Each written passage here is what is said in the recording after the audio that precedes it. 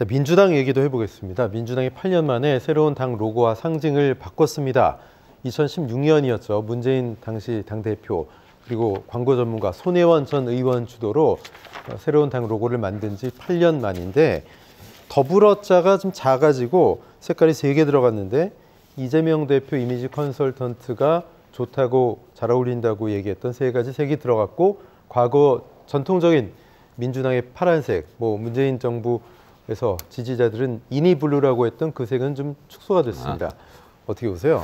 그런데 이게 원래 우리가 그 이념과 색깔에 대한 어떤 논문 같은 거 나와 있지 않습니다. 그런데 역사적으로 쭉 보면요. 네. 좌파들은 원래 빨간 색깔입니다. 그 칼 마르크스가 그 라이니시 자이퉁이라 그는 라인 신문 그 펴있을 때부터 그때부터 나온 색깔이 빨간 색깔이에요. 페가노도 파란 잉크로 다 찍었거든요. 그리고 체게바라 평전 보면 빨갛잖아요. 예, 깃발도 빨간. 그래서 예. 적기라고 그러지 않습니까? 그리고 예. 닥터 지박을 읽으신 분들은 다 아시겠지만 적군들 깃발부터 빨갛잖아요. 일본에서도 공산당은 적기라고 이 공산당 기관지가 적기입니다. 그리고 중국도 빨간 색깔이잖아요. 근데 좌파는 빨간 색깔인데 박근혜 대통령 때 김종인 비대위원이 뚝 들어가서 야, 당 색깔 바꾸자고 그때 홍보 전문가가 누가 이제 수염 많으신 분이 난 이 성함을 잊어먹었는데 그분이 갑자기 빨간 색깔로 이 파장이 긴 빨간 색깔로 해서 강인하게 보여야 된다. 아마 일리는 있죠.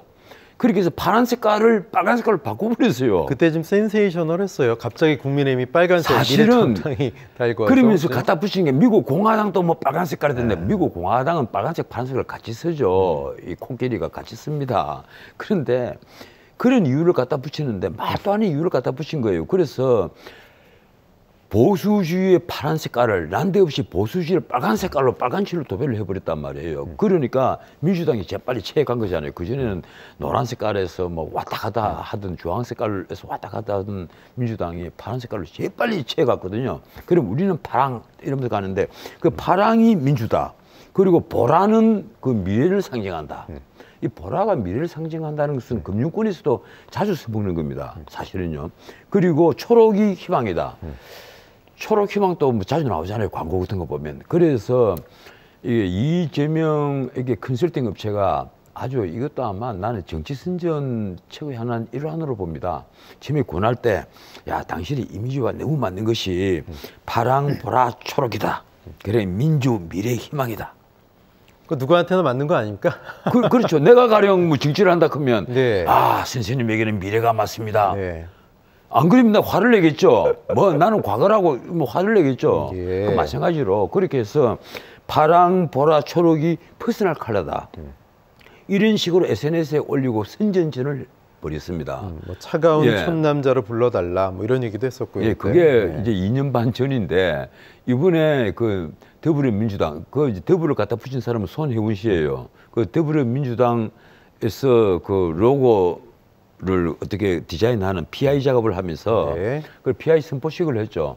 하면서 하필이면 이 세 색깔을 중심으로 만들었단 말이에요. 저렇게 더불어민주당에서 색깔을 마치 그 프랑스 삼색기나 그 유럽에는 삼색기가 많잖아요. 저 녹색은 예전에 자민련이 녹색 아니었어요? 자민련이 녹색이었죠. 그렇죠. 그래서 이제 삼색을 해서 하는데 지금 민주당 쪽에서는 공천권을 이재명 대표가 쥐고 있어서 그런지 전부 다 극찬을 하는 겁니다. 지금 언론을 보면요.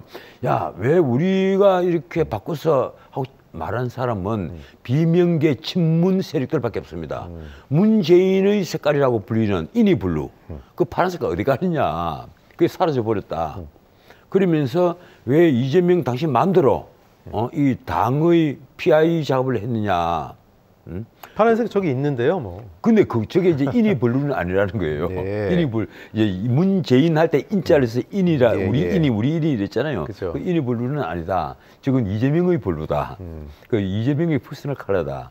참 재밌습니다. 우리 민주주의가 언제부터 이제 특정 정치인의 퍼스널 컬러 여기에 따라서 그 선동에 나서고 있는지 참 우리도 이제 정치도 굉장히 과학적으로 한다는 그런 생각을 하게 됩니다. 네, 색깔, 로고 이런 것들이 사실 총선 전에 어떻게 새로운 맛은 잠깐 줄 수 있어도 투표 용지에서 찍는데 영향을 줄 수 있다고 보십니까? 글쎄요, 사실은 영향은 있다는 거예요. 네. 이 선거 전문가들이 그 하는 얘기를 들어보면 굉장히 영향이 있다. 마치 우리가 제품을 팔 때, 기업이 제품을 팔 때, 우리 뭐 쉽게 생각을 합니다. 지금 간에 삼성그룹이잖아요. 처음에 삼성이라는 글자를 써서 이 삐뚤하게 네. 만들 때 그 엄청난 몇 조 원이 돈이 들었거든요. 그 로고를 바꾸는 그 CI 작업을 할 때 엄청난 돈이 들었습니다. 그런데 저걸 왜 할까 이런 생각을 하는데 지금은 전 세계 아주 공항에 가나 어디에 가나 심지어 뉴욕 시내 한복판에서도 그 로고를 딱 보는 순간에 아 저거 삼성이 여기까지 와 있구나 우리 옆에 있구나 한 느낌을 탁탁 주도록 만들어 버린 거예요. 그 가치는요 돈으로 환산할 수 없을 정도입니다.